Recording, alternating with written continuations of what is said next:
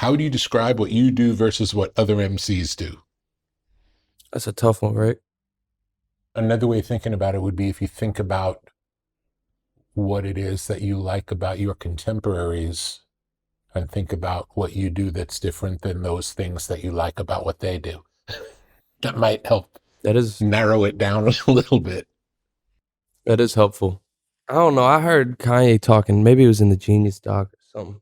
At some point, he was talking about how he felt frustrated that he had to write at this certain level because he couldn't just jump to a gun bar. And I don't know. It resonated with me because being authentic is super important to me, and I know I didn't come from a street background, so I think I'm always reaching for something that is super authentic and authentic to me, whereas hip hop has such a street culture behind it that if you do come from that, or if you are telling that story, you can always use that as a pillar. You can always talk about, a street background and tell an incredible story. And so obviously there's other artists in the game that ain't street, but I just feel like I have to reach. I have to reach for stories that are more my own and maybe more not in line with like the traditions of hip hop, at least to keep it fresh. Like, I would look at that as a great opportunity. I think yeah, it is. that's a wide open field to talk about your real life experiences and the things that you go through that I'm sure so many people, I mean, obviously, so many people who listen to rap don't grow up dealing drugs in the street, for example. Not Dep- everyone does.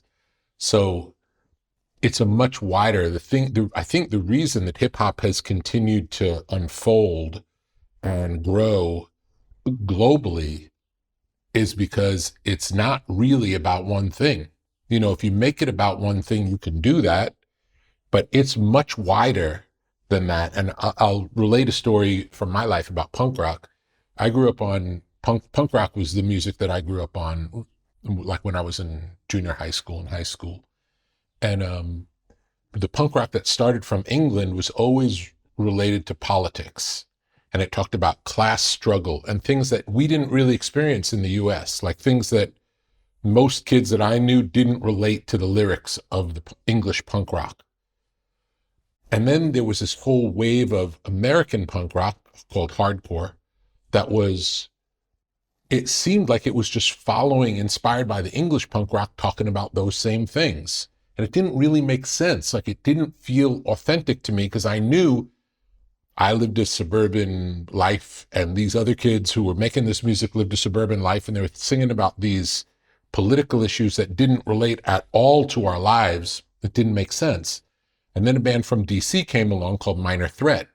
And Minor Threat was the first band that they didn't really talk about politics. They talked about social issues. They talked about something really you might experience in the classroom in school. It was rarely about the classroom, but it was about, a friend lying to you or something like that, that was much more real in life than some political philosophical idea that didn't really relate to our lives. So Minor Threat was sort of the best of the punk rock bands because what they sung about was relatable and real and true to them. And because it was true to them, even if it wasn't true to us, you could feel the humanity in it. So in some ways, the fact that you grew up where you grew up, you're probably closer to much more of the audience than the people who were talking just about the street. mm-hmm. So there's potential for you to tap into very personal stories and avoid anything inauthentic. And it seems like that's only good for you. I would agree.